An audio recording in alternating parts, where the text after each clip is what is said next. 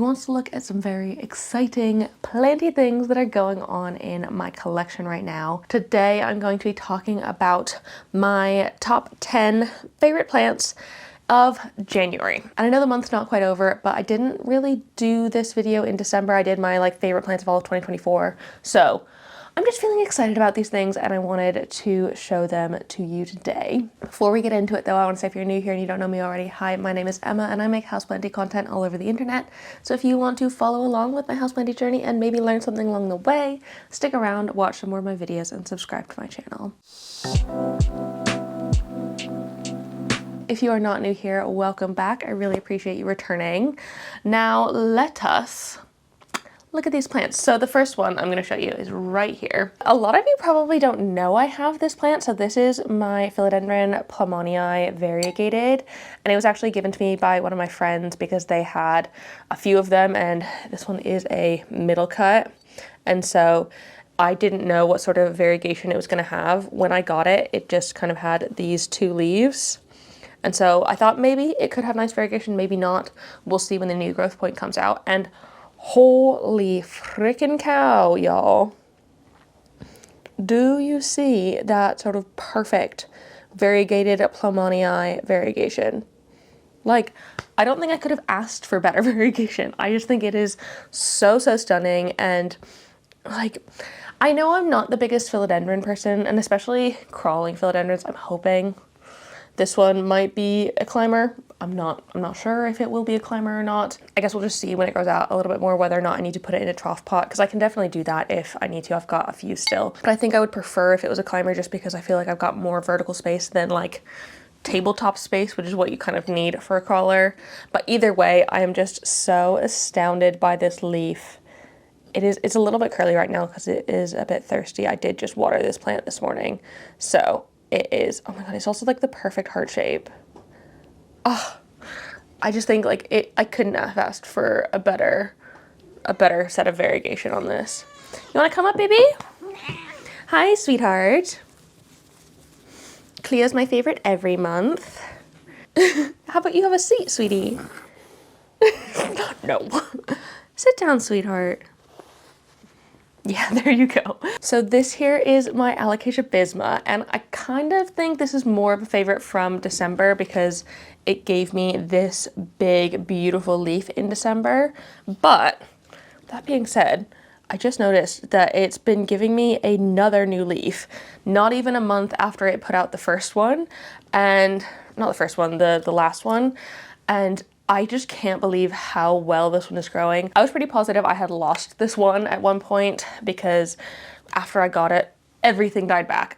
It really didn't like the transition into semi-hydro, and so it was just sitting in a pot for ages with like a water reservoir and stuff, and didn't have any leaves, and slowly it decided to put out some more, and the last leaf it's given me is just absolutely stunning. It's like kind of an ombre from a dark silvery green to a light silvery green, almost in the same sort of color palette as the silver dragon.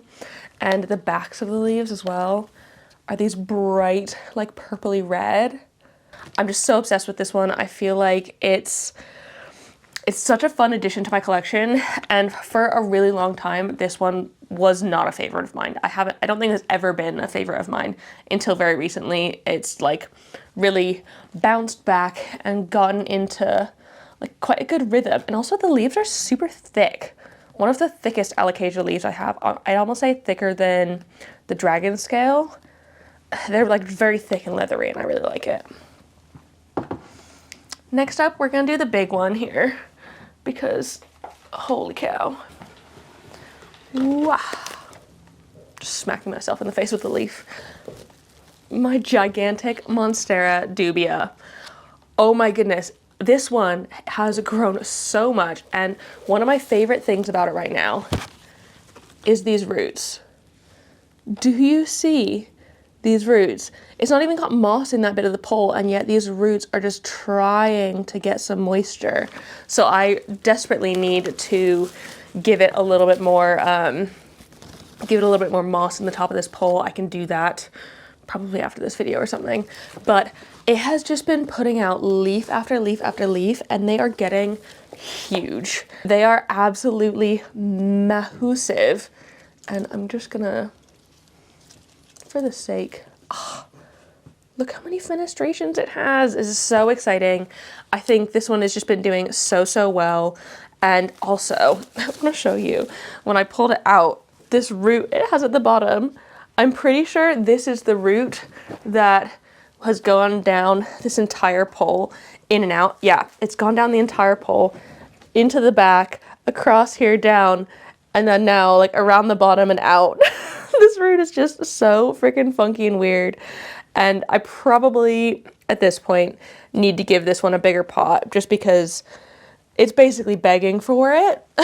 It is quite tall. Maybe I should chop and extend, but this is kind of where I wish I had more big front opening moss poles, because I feel like the dubia is the perfect thing for that. They would just really, they would benefit from being able to like be taken off the pole quite easily, because you can see how many roots go into the pole from each stem.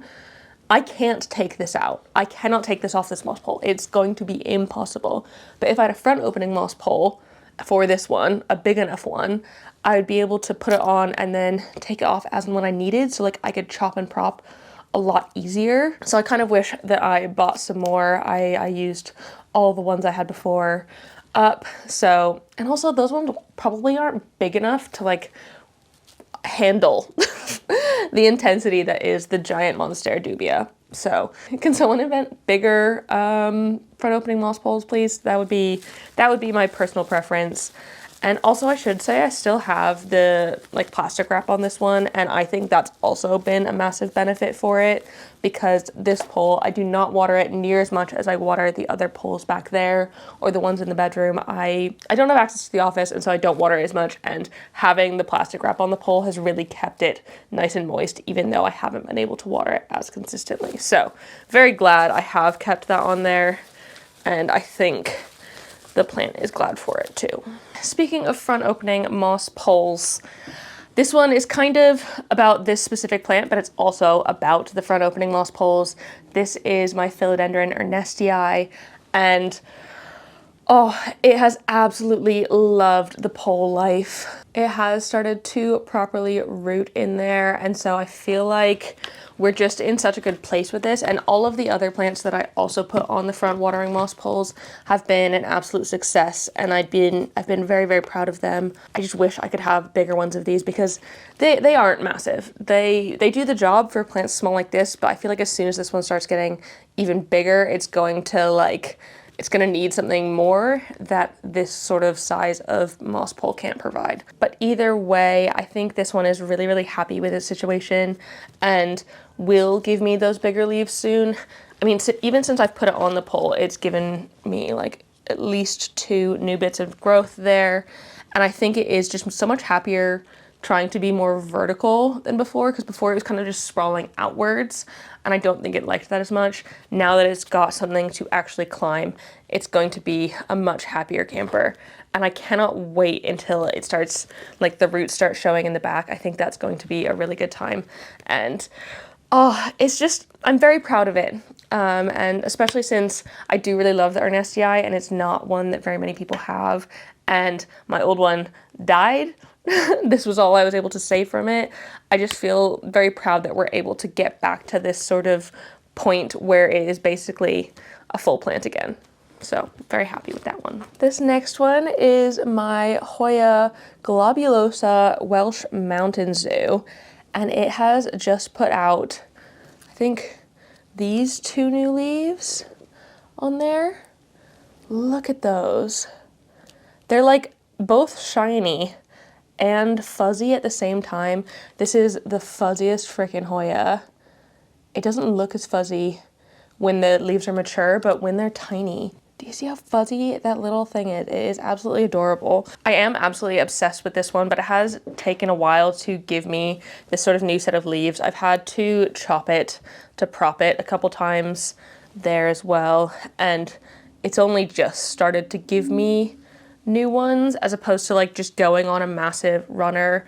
I'm thinking maybe this one would benefit from a trellis, so maybe that's something I can do soon. Also, look at like, if it did have something to actually climb up, I totally think these aerial roots would grow in a little bit more. That would be really cool. But I don't know. This is one of those ones that looks like it would absolutely love a moss pole, but I feel like I've never seen a Hoya actually exist on a moss pole. So if you keep Hoyas on a moss pole, let me know down below. I'd be very curious to see how they're doing, whether or not it works, because it's like these sort of aerial roots that lead me to believe that it would be really good, but at the same time, it goes against like everything I know about Hoyas. Up next, we've got my pallidiflorum again. This one is back in my good books. Not that it was ever in my bad books, but she's back on my favorites list because she's just put out another massive new leaf. And this one is actually on the smaller back plant here. And so while it did give me an absolutely massive leaf before, the fact that the back one's giving me even more is even more special, because this one that has been grown from something so much smaller, it's just filled out so nicely, and I feel like it's in a really great place, and I hope it can continue on this sort of path of giving me bigger and bigger and bigger. I can't imagine it not. Like there'd be no reason for it not to unless it started having problems, but I don't think it will. And I'm just so proud of this new leaf. And it's not quite hardened off yet, so exciting. This is a very small but exciting one. I just wanted to show you the new leaves on my Hoya shepherdii. So when I got it, it did have some nice sort of like green beanie leaves, but since I've had it, what the heck? Its leaves have just like, I think this doubled, maybe even nearly tripled in length. What are these?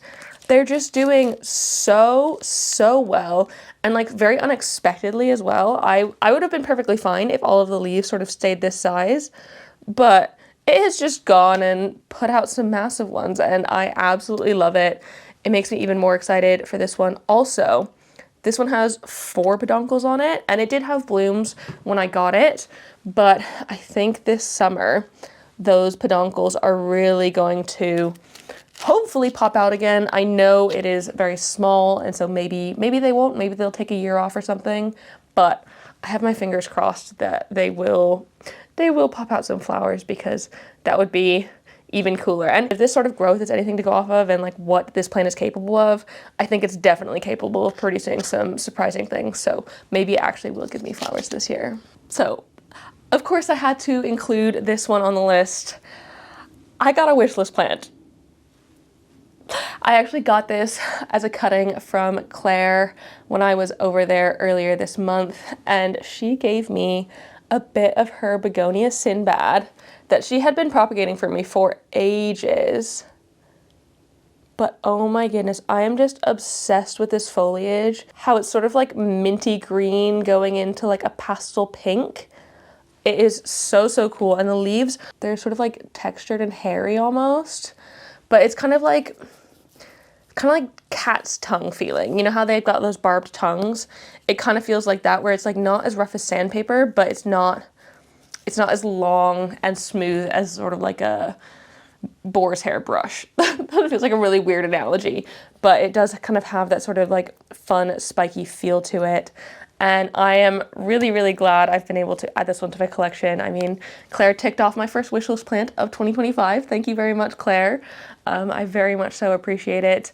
And I'm so excited to have it, and hopefully it likes the situation. I have put it into semi-hydro, and I think it will be happy with this. I'm pretty sure she has hers in semi-hydro, no drainage, so I don't see why it wouldn't work well with semi-hydro in a self-watering pot.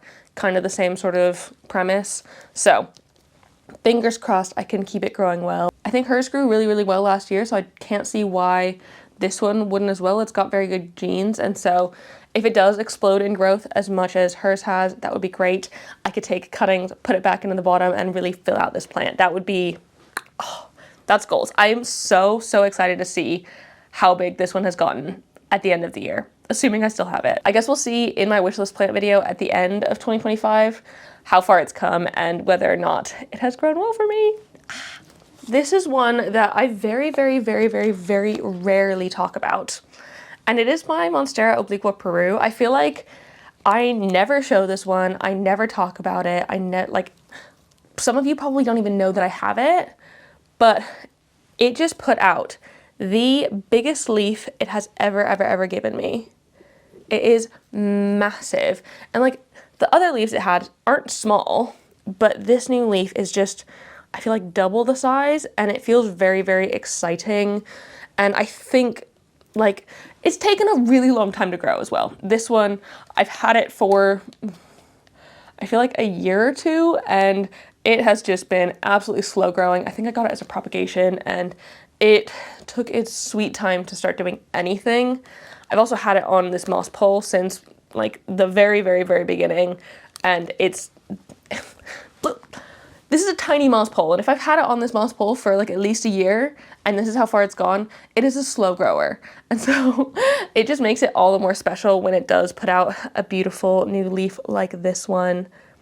And I don't know, it's just so fun. It kind of just brings out a bit of nostalgia for back in what, like 2020, when like loads of monstera adansonii were being mislabeled as obliquas and selling for like disgustingly high prices because obliquas were uncommon. And so now it feels really weird to have had one for a long time and still not talk about it.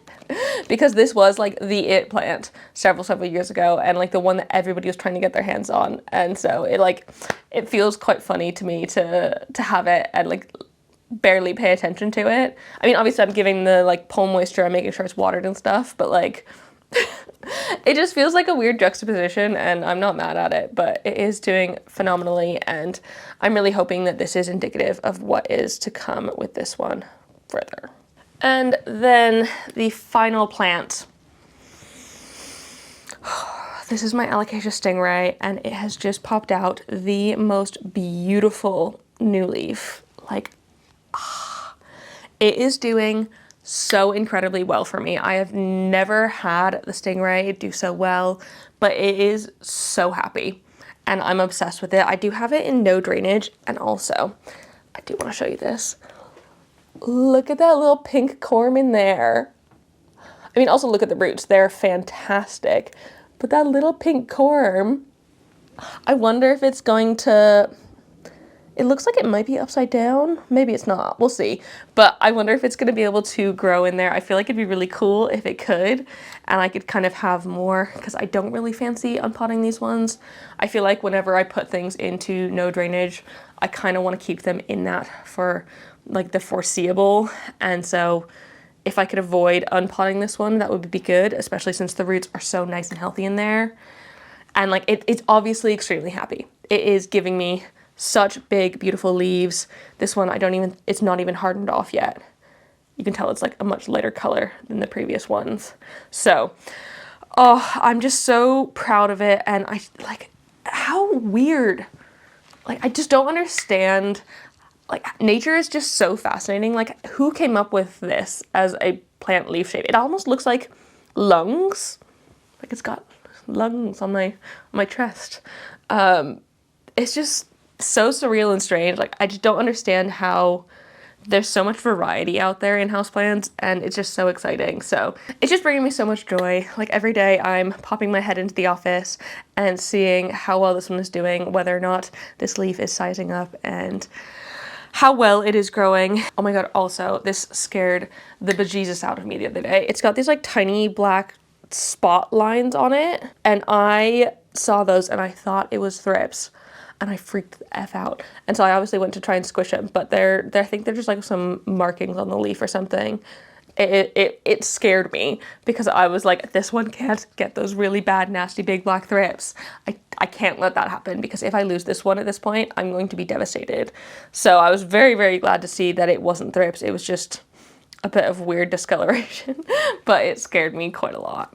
So that is it. Those are my 10 favorite plants right now and things I'm just very excited about and enjoying watching grow. I really hope you enjoyed this video. If you did, please give it a thumbs up down below and leave a comment on other houseplanty things you'd like me to talk about in the future. If I mentioned anything in this video that you want more on, let me know and I can hopefully make that happen for you, and subscribe for more. Thank you so much for watching, and I will see you in the next one. Don't forget to keep growing. Bye!